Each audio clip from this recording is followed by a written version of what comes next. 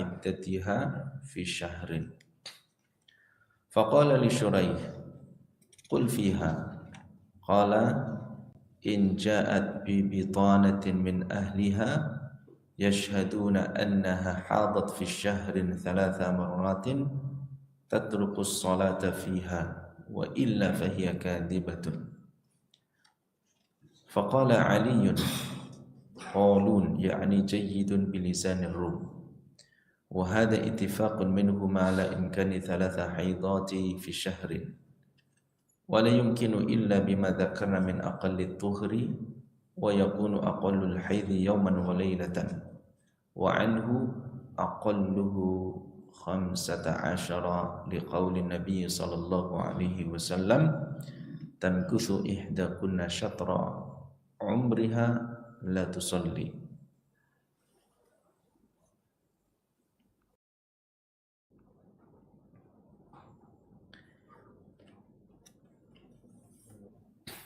Masalah yang ke-137.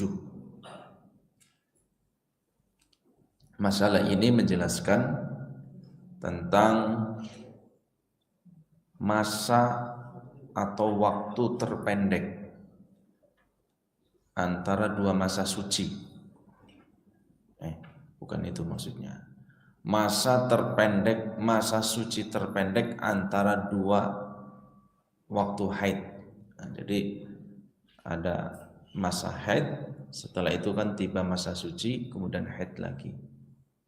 Nah, masa suci yang paling pendek berapa? Kalau masalah yang ke-136 kemarin menyebutkan pendapat madhab atau pendapat dalam ulama-ulama Hanabilah bahwa masa terpendek haid itu adalah 1 hari 1 malam. Jadi kalau keluar darah kurang dari 1 hari 1 malam, kurang dari 24 jam, maka dihukumi bukan darah haid. Masa terpanjangnya adalah 15 hari. Kalau lebih dari 15 hari, maka dihukumi darah irqun, bukan darah haid, darah penyakit. Nah, sekarang dia menjelaskan masa terpendek, masa suci terpendek, waktu terpendek dari masa suci itu di sini disebutkan pendapat Hanabilah wa aqallu tuhri bainal haidataini 13 yauman. Masa suci terpendek antara dua waktu haid adalah 13 hari. 13 hari.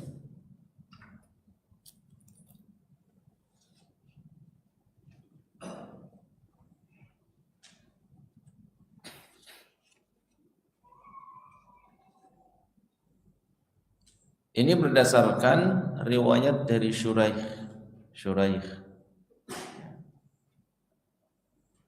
Dia seorang qadhi, seorang hakim, seorang pengadil. Itu disebutkan di Hasyiah Al-Faqihu Abu Umayyah Syuraih Ibnul Harith Ibnu Qais Ibnul Jaham Al-Kindi, Qadil Kufah, seorang qadhi, seorang hakim yang ada di kota Kufah, sekarang negara Irak ya, sekarang masuknya ke negara Irak. Jadi di daerah Kufah. Dia seorang qadhi. Nah, riwayat dari Syuraih yang bersambung dari Ali radhiyallahu anhu annahu su'ila 'an imra'atin, bahwa dia pernah ditanya tentang seorang perempuan idda'at, yang mengaku, mengklaim bahwa iddahnya itu sudah selesai dalam waktu 1 bulan. Dalam waktu 1 bulan. Ini kan konsekuensinya banyak kan. Kalau sudah masa iddahnya selesai kan konsekuensinya apa?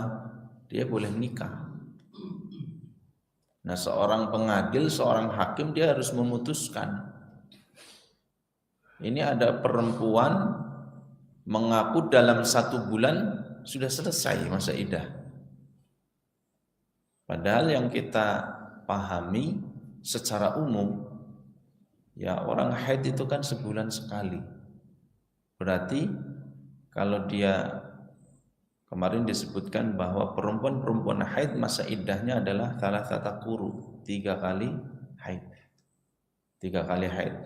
Logika simpelnya itu kan berarti 3 bulan lah kurang lebih hitungannya. 3 bulan dia baru boleh nikah kan, karena baru selesai haidnya gitu kan. Sebulan haid, bulan kedua haid, bulan ketiga haid. Kalau sudah selesai 3 bulan, 3 kali haid, hitungan gampangnya itu kan 3 bulan, dia baru boleh nikah. Karena sudah dipastikan rahimnya itu sudah bersih, rahimnya itu sudah kosong. Nah di sini hakim yang bernama Syuraih, qadhi ini, dia ditanya tentang seorang perempuan yang mengaku dalam sebulan sudah selesai itu, sudah selesai masa iddahnya. Berarti sebulan itu dia 3 kali haid. Benar nggak Pak Kalim? Paham nggak? Annahu su'ila 'an imra'atin idda'at inqidha'a 'iddatiha fi syahrin.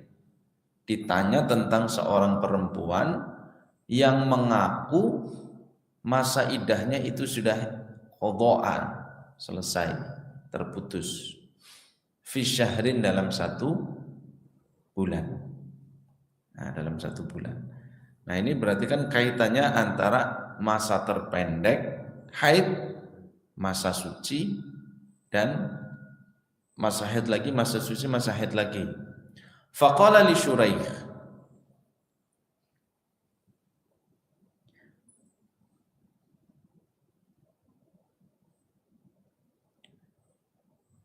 dikatakan kepada Syuraih, qul fiha. Maksudnya apa? Minta pendapatnya, fiha fi mura'atin, terhadap perempuan tadi.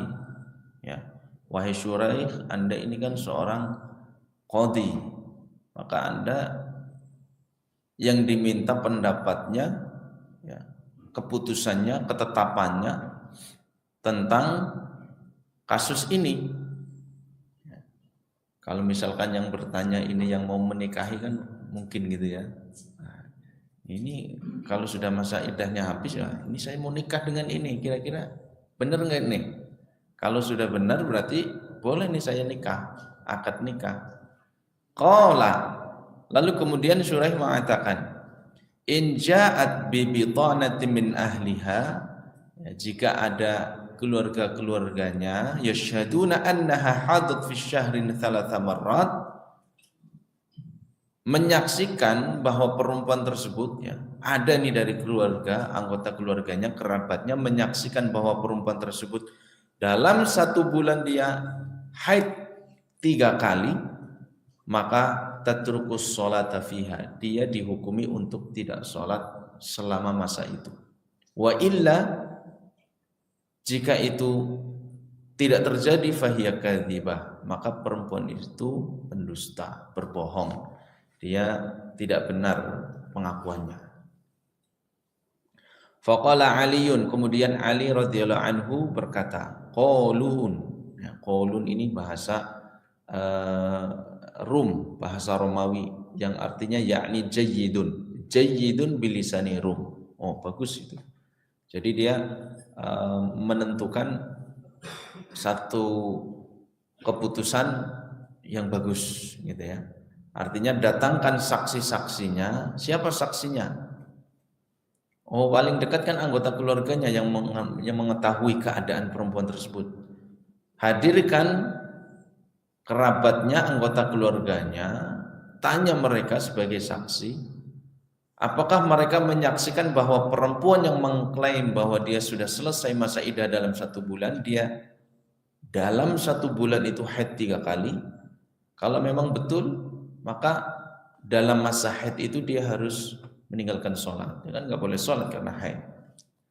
Tapi kalau dia dalam sebulan tidak haid 3 kali, maka pengakuan itu hanya hoax, ya, dusta saja. Wa hadza ittifaqun minhuma, inilah kesepakatan antara Ali dan Syuraih. Ya, Syuraih dan Ali dia punya pendapat yang sama. Ala imkani thalatha haidatin fi syahrin, yang memungkinkan seorang perempuan itu dalam 1 bulan itu bisa haid 3 kali. Oh, bisa ya 3 kali haid? Bisa. Wala yumkinu illa bima dzakarna min aqallit tuhri, maka status ini atau kasus ini tidak mungkin terjadi sebagaimana yang kita sebutkan tadi tanpa menyebutkan aqallut tuhri. Berapa sih masa terpendek masa sucinya? Dengan demikian wa yakunu aqallul haidhi yauman wa lailatan, sehingga dalam 1 bulan itu maka masa terpendek atau masa paling sedikit, waktu paling sedikit seorang haid itu adalah 1 hari 1 malam. Ya, 1 hari 1 malam. Misalkan hari pertama itu haid, berarti harus yamurru ala 24 sa'ah, berjalan selama 24 jam haid, gitu kan, haid. Setelah itu dia haid lagi, haid, suci, kemudian ini dalam 1 bulan ya, haid, suci, haid, suci, haid. Ya, haidnya 3 kali. Karena kan dia mengakunya tadi sudah selesai iddahnya dalam 1 bulan, berarti harus dia melalui 3 kali haid. Haid, suci, haid, suci, haid. Dan ini harus terjadi dalam 1 bulan. Nah, dalam 1 bulan.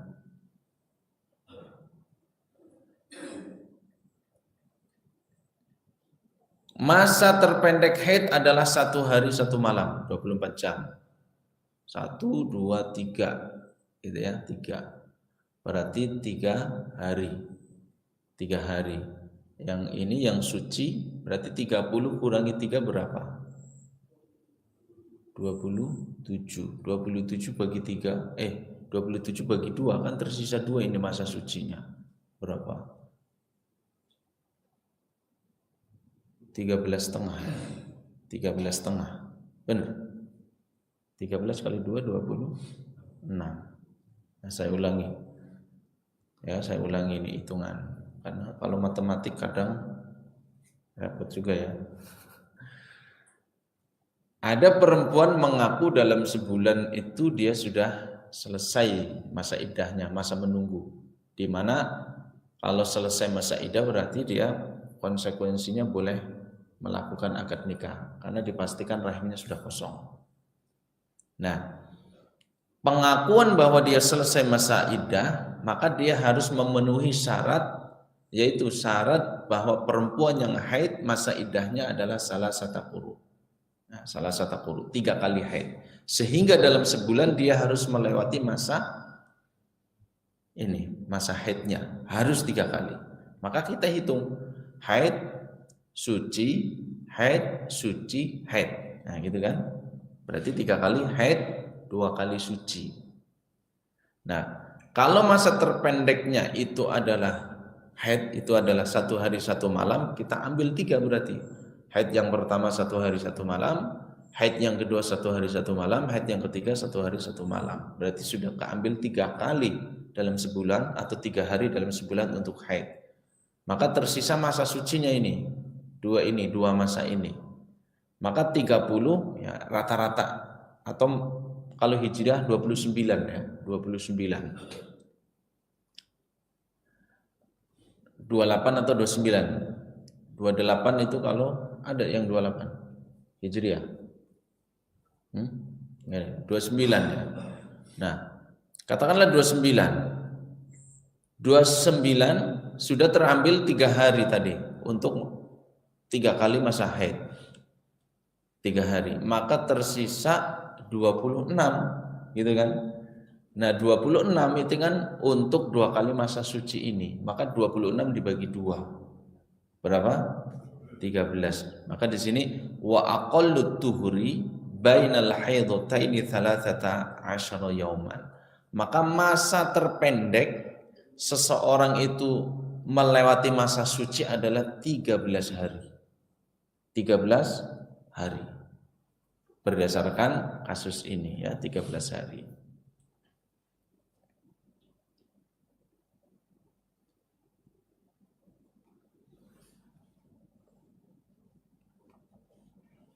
Jadi nggak boleh kurang dari itu. Tidak boleh kurang dari itu. Nggak mungkin seseorang dia dalam sebulan haidnya lebih dari 3. Ya, nggak mungkin. Misalkan sekarang haid, kemudian besok nggak ada keluar darah bersih, besok keluar darah lagi, besok bersih lagi, itu nggak terjadi ya. Berarti ini bermasalah. Nah dalam pendapat Hanabilah itu masa terpendek haid itu adalah 1 hari 1 malam, ya 1 hari 1 malam. Setelah itu mungkin suci mungkin, dan masa terpendeknya adalah 13 hari sucinya. Setelah itu baru haid lagi. Kemudian 1 hari 1 malam, setelah itu suci lagi. Paling pendek adalah 13 hari. Kemudian haid lagi 1 hari 1 malam. Maka dalam 1 bulan dia bisa 3 kali haid, sehingga pengakuan bahwa seorang perempuan itu dia selesai masa iddahnya dianggap benar di sini. Wa anhu, ada juga riwayat dari Imam Ahmad, aqalluhu 15, masa suci terpendeknya adalah 15 hari. Liqaulin Nabi sallallahu alaihi wasallam tamkuthu ihdakunna satra amriha la tusalli. Salah seorang di antara kalian dari kalangan wanita, dia tamkuthu, berdiam diri separuh dari umurnya, maksudnya separuh dari 1 bulan itu, yaitu separuhnya berapa? 15 hari, dan selama masa itu la tusalli, orang tersebut atau perempuan tersebut tidak boleh sholat. Jadi ada pendapat berdasarkan hadis yang kedua ini ya. Tapi di sini hadisnya la aslalahu kama fital khisil habir ya. Tidak ada asal usulnya ini. Jadi hadis tamkuthu ihdakunna syatra amriha la tusalli tidak ada asal usulnya. Di kitab Bukhari, Muslim tidak ada, kitab Ashabus Sunan juga tidak ada, lalu kemudian kitab Musnad Imam Ahmad juga tidak ada, dan musnad yang lain. Sehingga sebagaimana disebutkan di dalam kitab Talkhisul Habir bahwa hadis tersebut tidak ada asal usulnya. Sehingga yang lebih dikuatkan di sini pendapat yang sudah disebutkan di pertama, bahwa minimal masa suci itu adalah 13 hari dalam 1 bulan. Ya, 13 hari. 138 mas'alatun walaysa li aktsarihi haddun. Adapun masa terlama dari masa suci seorang perempuan tidak ada batasnya. Tidak ada batasnya. Li'annahu la nassa fihi wa la na'lamu lahu dalilan. Karena tidak ada nas yang menyebutkan, sehingga di sini muallif mengatakan kami tidak mengetahui ada dalilnya. Enggak ada nas yang menyebutkan. Dan di masalah yang 136 itu disebutkan bahwa syariat itu hanya mengaitkan dengan hukum-hukum yang terkait dengan masalah haid. Dia enggak boleh sholat, dia enggak boleh puasa, kemudian dia wajib mengqadha puasa tapi tidak wajib mengqadha sholat, lalu kemudian dia tidak boleh membaca Al-Quran, memegang mushaf dalam madhab Hanabilah ya, sebagaimana yang disebutkan 10 perkara sebelumnya itu. Jadi hanya dikaitkan dengan hukum-hukum yang terkait masalah haid, tidak disebutkan masa, waktu. masa terpendek, masa terlama.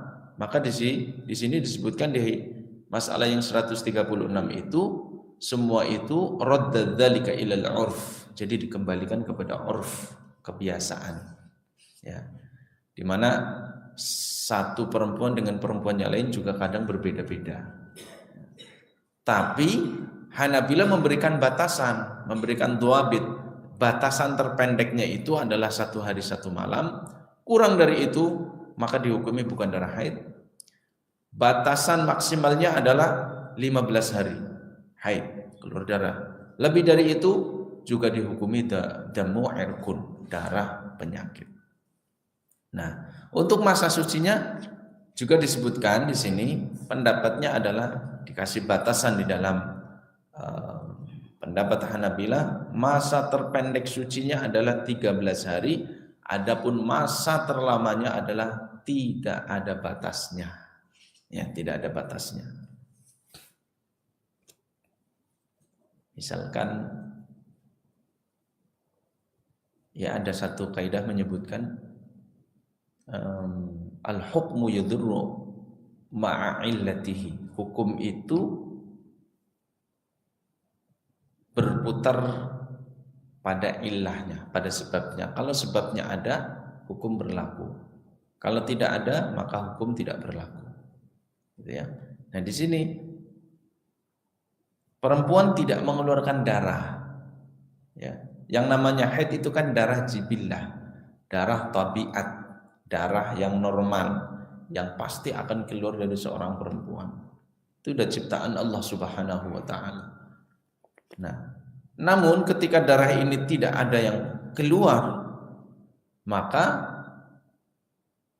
hukumnya disesuaikan dengan ilahnya, dengan sebabnya. Karena sebab yang menjadikan dia disebut haid itu tidak ada, maka dihukumi dia tidak haid. Ya, dihukumi tidak haid. Karena darahnya nggak ada. Sehingga termasuk seseorang misalkan dia umroh atau haji, kemudian dia minum pil pencegah haid yang kemudian betul-betul bisa menahan datangnya siklus haid. Maka yang seharusnya dia punya kebiasaan normal, misalkan setiap 15 hari dia haid misalkan, atau setiap 25 hari dia haid, kemudian setelah minum itu nggak keluar darahnya, maka yang biasanya itu adalah masa siklus rutinnya keluar darah, kemudian tidak keluar darah, ya dihukumi suci. Karena darahnya memang tidak ada. Sehingga di sini ketika darahnya tidak ada, dia dihukumi suci, dan batas maksimalnya itu la hadda lahu, tidak ada batasnya. Ya, tidak ada batas maksimalnya. Contoh yang saya perhatikan sendiri gitu ya, istri saya itu sampai sekarang belum haid, padahal anaknya, anak ketiga hamil itu sudah mau 2 tahun, ya kan, panjang kan, berarti masa suci itu, karena nggak keluar. Kalau menurut medis itu, kalau nyusunya maksimal, neteknya itu maksimal, katanya nggak haid, dan itu terbukti.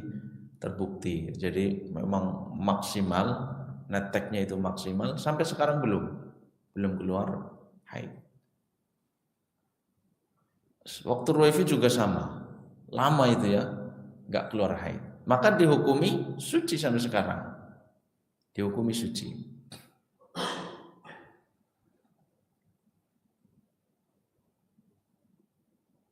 Ada pertanyaan sampai sini? Pak Ralim paham ya? Paham ya? Mas Hendra? Ya, paham ya. Jadi dalam madhab Hanabilah, masa terpendek untuk haid itu 1 hari 1 malam. Kalau ambil pendapat ini, kalau seorang perempuan haid kemudian sudah terputus keluar tanda bersihnya sebelum 24 jam, maka itu dihukumi sebagai darah irkun, darah penyakit. Masa panjangnya adalah 15 hari, masa terpanjang. Ada perempuan misalkan diperhatikan, atau misalkan perempuan sendiri misalkan, oh saya keluar darah terus sudah 20 hari, ini gimana? Maka dalam madhab Hanabilah atau pendapat ulama-ulama Hanabilah, mereka mengatakan batas maksimalnya 15 hari. Berarti 5 hari yang tersisa itu dihukumi darah istihadah, darah penyakit. Artinya selama darah itu keluar 5 hari itu, ya 5 hari yang tersisa, karena sudah lewat 15 hari, maka dia harus sholat, tetap sholat, dia harus puasa dengan memakai pembalut, penahan supaya darah itu tidak berceceran. Lanjut, masalah yang ke-139. Mas'alatun wa aqallu sinnin tahidul lahul mar'atu tis'u sinina fa idza ra'at qabla dzalika daman falaysa bihaidin wa la tata'allaqu bihi ahkamuhu li'annahu lam yathbut fil wujudi limra'atin haidun qabla dzalika wa qad ruwiya an Aisyah radhiyallahu anha annaha qalat idza balagat jariyatu 9 sinin fahiya imra'atun. Masalah yang ke-139 menjelaskan tentang usia termuda seorang perempuan dia haid, ya. Jadi pertama kali haid, umur kapan seorang perempuan itu sudah dihukumi dia haid. Wa aqallu sinni, maka usia termuda seorang perempuan haid itu adalah usia 9 tahun. 9 tahun.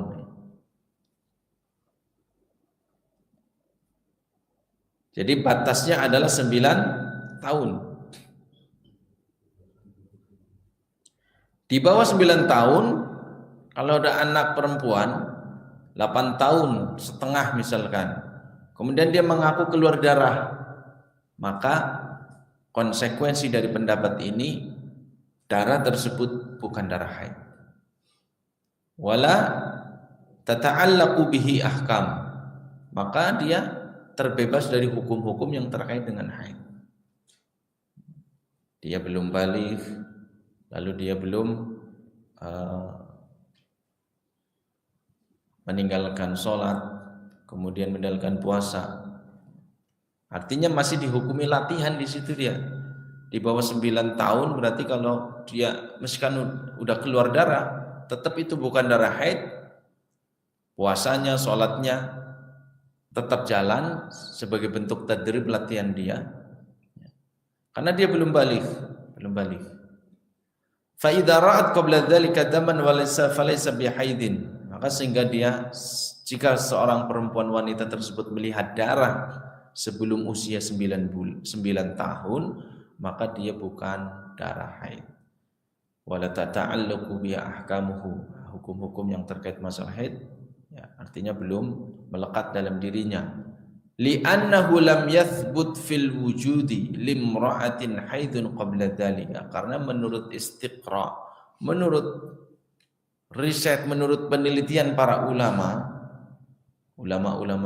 dahulu, mereka faktanya tidak mendapatkan seorang perempuan yang haid pada usia di bawah itu, ya.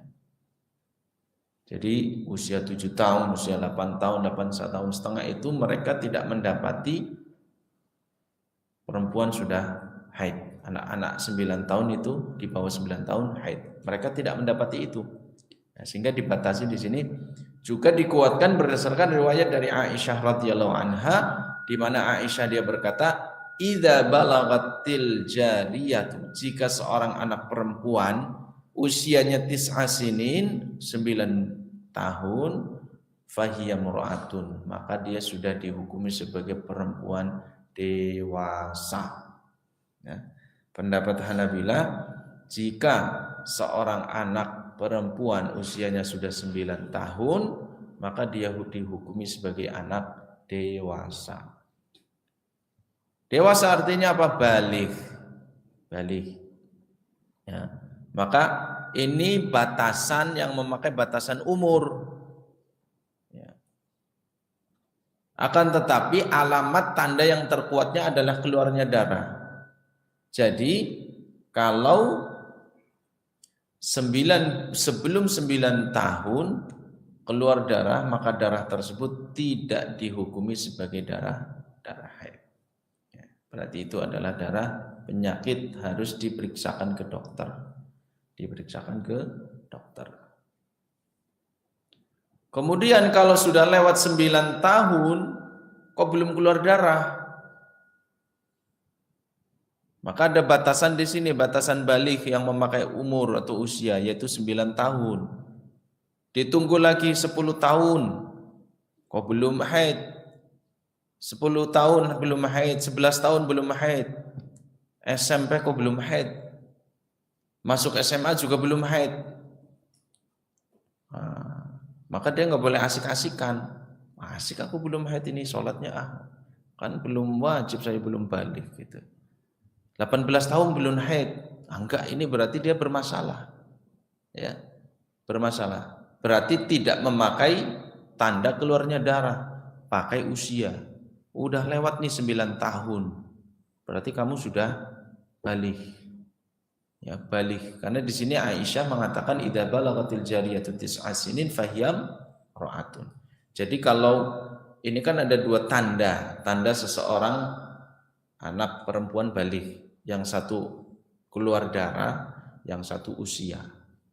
Jadi kalau keluarnya darah sebelum usia 9 tahun, maka yang dipakai adalah usia tersebut. Belum 9 tahun, maka itu belum dikatakan dia balik. Darah itu bukan darah haid. Kemudian kalau sudah melewati 9 tahun, kemudian keluar darah, maka itu menjadi tanda pastinya bahwa anak tersebut dia sudah balik. Tapi kemudian kalau betul sampai bertahun-tahun, 5 tahun, 8 tahun, dari 9 tahun tersebut kok nggak keluar darah, maka yang dikuatkan tadi, yang dikuatkan adalah dia memakai batas usia 9 tahun. Nah, andai misalkan sampai usia 40 tahun saya nggak keluar darah, ini gimana? Sama si anak-anak dong belum balik. Ya kan nggak bisa gitu hukumnya. Tetap dia memakai batas usia 9 tahun. Jadi tidak dihukumi dia masih anak-anak, ya belum taklif masalahnya gitu, enggak. Jadi di sini ada cara yang kedua atau dobit yang kedua untuk menentukan seorang anak itu dia balik atau belum, dia masuk usia taklif atau belum, yaitu dengan waktu atau umur 9 tahun, dan itu dikuatkan kalau dia sudah haid.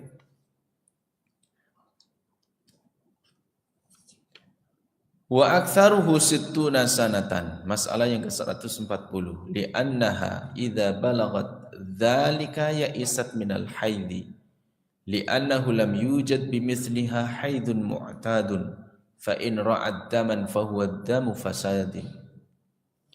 Dan masa terlama atau usia paling tua, ya usia paling tua seorang perempuan itu masih bisa haid dalam pendapat Hanabila adalah 60 tahun. Ya. Jadi kalau 50 tahun, 56 tahun masih keluar darah, maka dalam pendapat Hanabila dihukumi darah haid. Batas maksimalnya sampai usia 60 tahun.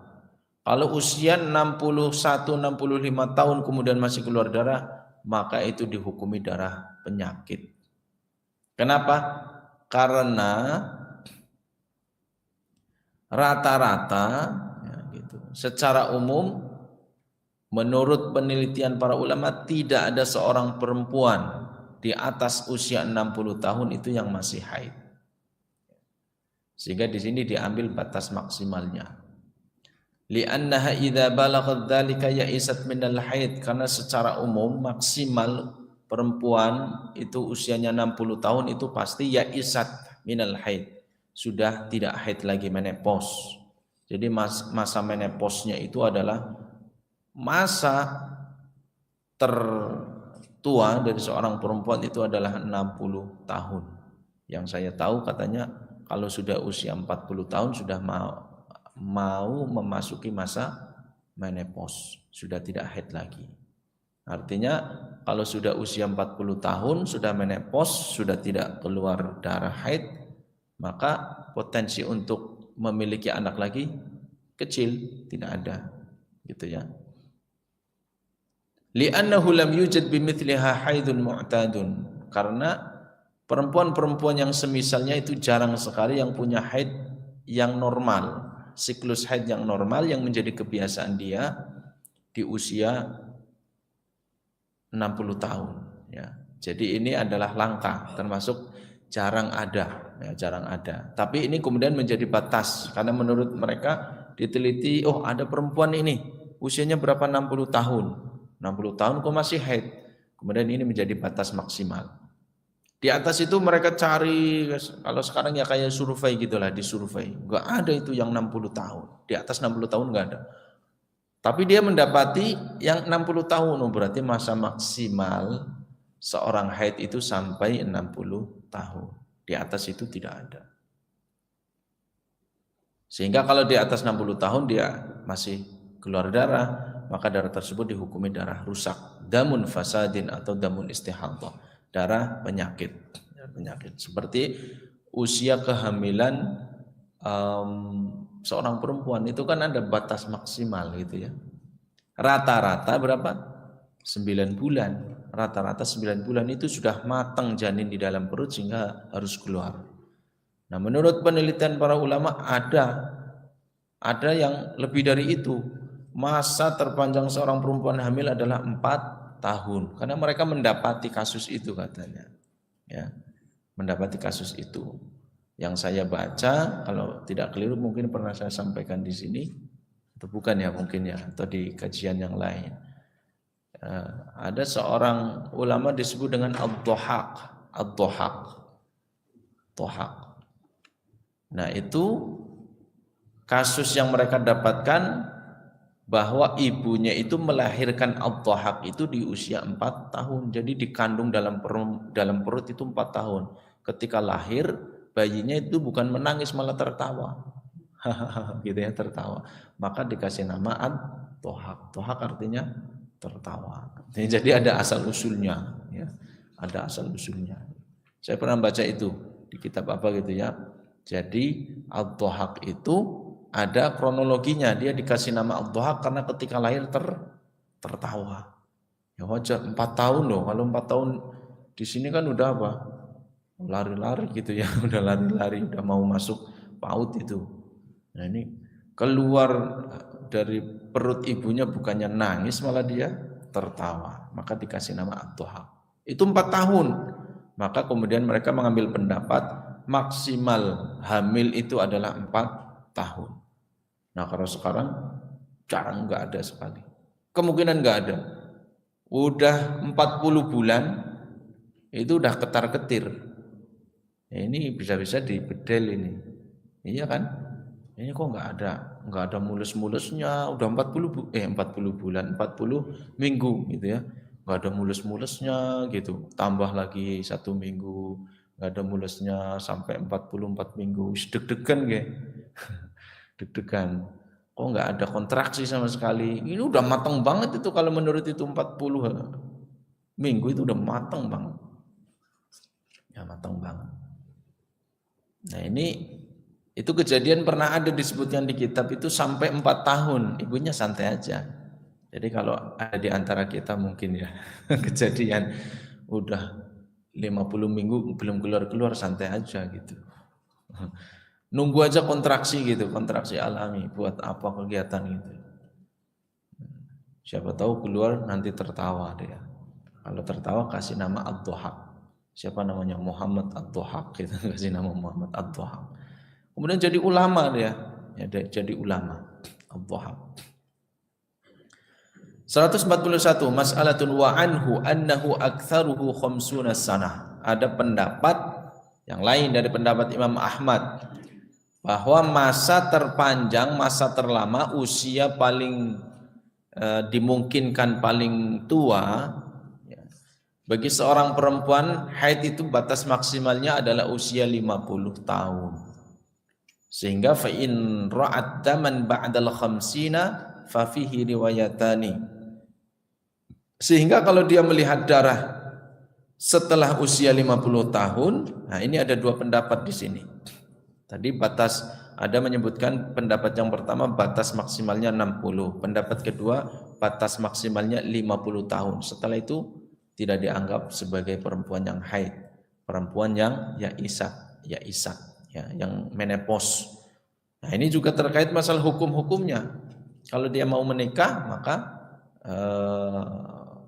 masa menunggunya itu bukan 3 kali haid lagi. Andai pun itu keluar darah, maka darah itu dihukumi bukan darah haid, itu darah penyakit, sehingga dia masa menunggunya bukan 3 kali suci, tapi salasata ashhur, 3 kali 3 bulan, ya 3 bulan, sehingga masa menunggunya 3 bulan. Ihdahuma huwa damu fasadin aidan. Nah, jadi kalau lebih dari 50 tahun usianya kemudian keluar darah, pendapat yang pertama, jika dia melihat darah maka itu darahnya dihukumi darah rusak, darah istihadah, ya, damun fasad. Lianna Aisyah radhiyallahu anha, karena Aisyah radhiyallahu anha berkata, idza balagatil mar'atu 50 sana kharajat min haddil haid. Jadi ini pendapat dari Aisyah. Ya, pendapat Aisyah. Aisyah beristihad atau berpendapat bahwa jika seorang perempuan mencapai usia 50 tahun, maka dia telah keluar min haddil haidi, dari masa haid. Dia keluar dari masa haid, ya, batas masa haid. Artinya setelah itu berarti dia sudah menopause, dihukumi menopause. Wasaniyatu, pendapat yang kedua, in taqarrara biha damu fahuwa haidun wa hadhihi as-sahhu lianna dzalika qad wujid. Pendapat yang kedua, nah dia pastikan dulu kondisi darahnya. Kalau darahnya keluar berkali-kali, hari pertama masih keluar, hari kedua keluar, hari ketiga keluar, ini maka kalau keluarnya itu masih di atas 50 tahun, maka ini dihukumi haid menurut pendapat yang kedua. Tapi syaratnya intaqarrara biha. Jadi darahnya masih keluar berkali-kali. Hari kedua, hari ketiga masih terus keluar, bukan hanya sekali saja. Maka hukumnya adalah haid. Ini menurut pendapat yang sahih, wa hadhihi as-sah.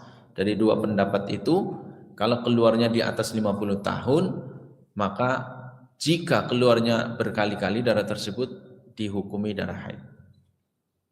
Karena ini terjadi, li'annahu qad wujud, ini bisa saja terjadi kasus ini. Faruwiya anna Hindan binta Abi Ubaidah ibn Abdullah ibn Zam'ah waladat Musa ibn Abdullah ibn Hasan ibn Ali radhiyallahu anhu walha sittuna sanah. Kenapa terjadi? Karena ada riwayat bahwa Hindun, putrinya Abu Ubaidah ibn Abdullah ibn Zam'ah, ini kan lagi terkenal ya nama Abu Ubaidah, ya, Abu Ubaidah al-mutakallim bismil ammas, itu ya, ramai katanya. Anaknya Abu Ubaidah atau putrinya Abu Ubaidah ibn Abdullah, cucunya Abdullah ibn Zam'ah, cicitnya Zam'ah. Waladat Musa ibn Abdullah ibn Hasan ibn Ali, melahirkan anak yang bernama Musa ibn Abdullah ibn Hasan ibn Ali radhiyallahu anhu. Generasi yang keberapa? 1, 2, 3. Nah, 60 tahun nih. Jadi ada kasus seorang perempuan usia 60 tahun masih melahirkan. Kalau masih melahirkan berarti usia di bawah itu dia masih haid. Haidnya masih normal. Ya, haidnya masih normal. Dan ini menurut penelitian itu dipengaruhi oleh lingkungan katanya, iklim. Jadi perempuan-perempuan Arab dengan perempuan-perempuan sini berbeda. Tingkat pubertasnya, kemudian masa ini katanya mempengaruhi iklim, mempengaruhi geologi, mempengaruhi terhadap seorang perempuan itu haidnya kapan, kemudian berhenti haidnya kapan, itu dipengaruhi. Lingkungan termasuk makanan. Nah, termasuk makanan itu sangat mempengaruhi, ya. Termasuk juga pergaulan. Nah, di sini mungkin sekarang kan pergaulannya lebih ini lagi kan, lebih terbuka lagi pergaulan. Mungkin seseorang anak perempuan itu kalau zaman dulu anak SD itu masih ini ya, masih terbatas sekali. Apalagi tontonannya gitu kan, tidak sebanyak sekarang. Nah, dulu kan kalau zaman saya kecil itu tidak ada film-film di televisi itu, film-film anak-anak remaja gitu kan, yang usia SMA, SMP, yang dibumbui bumbu asmara gitu kan, nggak ada itu film-filmnya. Film-film yang itu kan masih anak-anak banget lah, petualangan, film-film gitu seperti kalau di televisi seperti itu. Nah sekarang kan enggak, itu laris. Kalau generasi milenial itu ada sinetron yang terkait masalah remaja gitu kan. Padahal artisnya itu mungkin sudah usia 30 tahun, tapi pakai pakaian dia istilahnya apa? Memerankan anak SMP, anak SMA gitu kan. Ya kan Pak, kadang itu di televisi ada seperti itu. Nah, itu kan menjadi tontonan, itu mempengaruhi terhadap pubertas anak. Ya, masa pubertas anak. Ya, ini kelas 4 ada, kelas 4 ini sudah ini kan dolanane handphone gitu kan. Sudah banyak yang punya handphone. Kalau nggak banyak ya pasti pinjam sama orang tuanya. Orang sudah tahu TikTok, sudah tahu ini kan berarti tontonannya banyak gitu kan, nggak seperti dulu. Nah, dulu saya SD itu kecamatan aja, kecamatan Wanarja saya masih takut gitu. Kecamatan sih nang ndi gitu kan. Numpak mobil mana gue sih wedi, masih takutnya. Sekarang orang berani kan ke mall sendiri gitu, jalan-jalan ke Jogja sendiri gitu. Udah biasa, apalagi yang di perkotaan itu sudah biasa. Pemandangannya udah beda banget. Beda banget. Nah, itu mempengaruhi terhadap tingkat pubertas. Lingkungan, jadi lingkungan kemudian makanan itu mempengaruhi. Nah, ini ada perempuan Arab di usia 60 tahun itu masih melahirkan, ya, masih melahirkan. Jadi kalau masih haid, potensi untuk hamil masih besar, ya masih besar. Kalau usia 50 tahun masih haid, berarti potensi untuk hamil masih besar. Dzakarahu Zubair ibn Bakar, ya, Ibn Bakar fi kitabin nasab, wa qala, ya, Az-Zubair ibn Bakar di dalam kitab An-Nasab dia mengatakan la talidu li khamsina illa arabiyyatun wa la talidu li sittina illa quraisyiyatun. Ya, di dalam kitab Nasab disebutkan dari Zubair ibn Bakar, dia berpendapat bahwa tidak ada seorang perempuan yang melahirkan di usia 50 tahun kecuali perempuan-perempuan Arab. Nah, dari seluruh dunia yang memungkinkan di usia 50 tahun melahirkan itu hanya perempuan Arab. Nah, gitu ya. Iklimnya di sana panas gitu. Dan tidak dari kalangan perempuan-perempuan Arab, tidak ada seorang pun di antara mereka kaum wanita yang bisa melahirkan di usia 60 tahun kecuali perempuan-perempuan dari suku Quraisy. Jadi yang paling kuat itu suku Quraisy, di usia 60 tahun itu masih bisa melahirkan. Ya, ini pendapat dari Az-Zubair ibn Bakar di dalam kitabnya An-Nasab. Wa anhu, ada pendapat darinya, annan nisa al-ajam ya'isna fi khamsina sanah. Wa nisa'al Arab ila sittina li'annahunna aqwa jibillatan.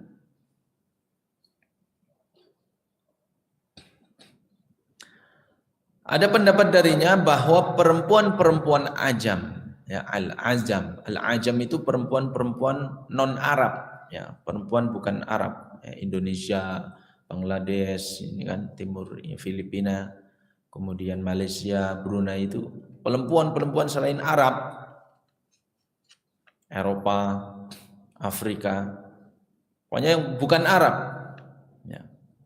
Maka mereka yaisna akan memasuki masa menopause fi khamsina sanah pada usia 50 tahun, ya, usia 50 tahun. Wa nisa'al Arab ila sittin. Adapun perempuan-perempuan Arab, mereka baru memasuki masa menopause itu pada usia 60 tahun. Kenapa? Ada perbedaan antara ajam non Arab dengan Arab.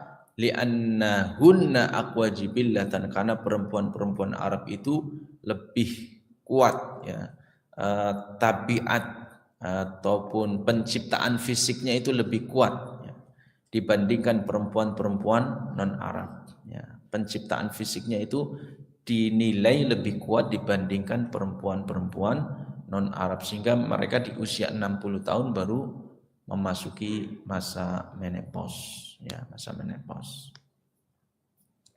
Kalau 50 tahun laki-laki masih ini, ya, masih bisa maju, ya Pak, ya, masih seger 50 tahun.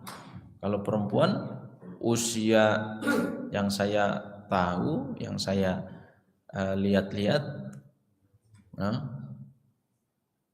di bawah 40 tahun lah itu sudah riskan untuk melahirkan pun, menurut medis sudah riskan, ya. Di bawah 40 tahun, 36, 37 itu sudah riskan untuk melahirkan, untuk mengandung. Maka beberapa kasus saya dapati, ada orang cerita ke saya, kalau sudah itu usianya 38 tahun, 39 tahun itu dianjurkan, mesti dianjurkan untuk sesar, gitu kan. Karena dikhawatirkan nggak kuat, ngejennya nggak kuat, lalu kemudian dikhawatirkan pendarahannya lebih banyak, karena sudah masuk dianggap ini apa namanya, udah mesin-mesinnya udah rontok gitu, ya, istilahnya gitu. Nah, apalagi kalau sudah berkali-kali. Saya punya teman waktu di Libya, satu kelas, orang Sumateranya mana lupa saya, daerah Medan lah. Tapi di pedalaman jauh sekali. Itu kan masih tahun kemarin, tahun 2013, 2014. Tanya itu, kamu saudaranya berapa? Ritonga dia, warga sukunya Ritonga, ya. Charles, namanya Charles Ritonga. Suaranya bagus banget kalau baca Quran, enak banget suaranya, bening sekali. Itu saudaranya 11. Jadi di tahun itu masih ada yang 11 hidup semua. Nah, kalau zaman dulu, zaman orang tua kita kan udah wajar itu, ya, anaknya 10, anaknya 11 itu wajar. Nah, sekarang anaknya sudah 6 itu udah 4 itu sudah berat banget itu, ya, 4.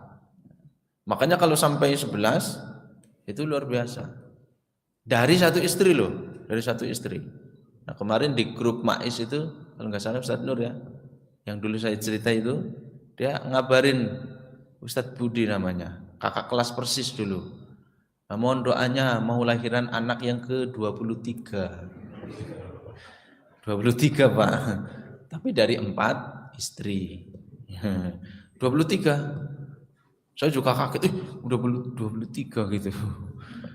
Mohon doanya. Istri-istri yang lain gitu kan. Nah, jadi untuk kalau zaman dulu mempertahankan suku kan gitu, keluarga besar. Memang seperti itu. Menikah dengan lebih dari, kalau ini kan kalau usia 50 tahun sudah menopause, ya sudah selesai, nggak bisa untuk lahir lagi, nggak bisa hamil lagi. Makanya dalam Islam itu dibatasi 4. Jadi memperbanyak keturunan itu kan lebih cepat seperti itu. Hadza wallahu a'lam. Tidak ada pertanyaan? Ya. Kalau tidak ada pertanyaan kita cukupkan. Mudah-mudahan ini menjadi tambahan pengetahuan kita tentang masalah haid, terutama untuk kita yang punya putri ya, punya anak perempuan, maka kita harus ya perhatian dengan mereka, kita harus dekat dengan mereka, harus terbuka komunikasinya supaya tidak tertutup, karena nanti dia akan memasuki masa pertama ya. Itulah yang akan kita bahas pada pertemuan yang akan datang, yang disebut dengan al-mubtadi'atu, perempuan yang pertama kali haid. Nah, ini bagaimana cara menyikapinya supaya mereka tidak tertutup diam-diam. Nah, karena ini terkait satu masalah usia baligh, kemudian masalah hukum-hukum yang lain yang kemarin banyak sekali. Nggak boleh pegang mushaf, nggak boleh baca Quran, nggak boleh sholat, nggak boleh puasa. Kemudian kalau menikah itu nggak boleh ditalak dalam haid dan seterusnya, dan masih banyak lagi.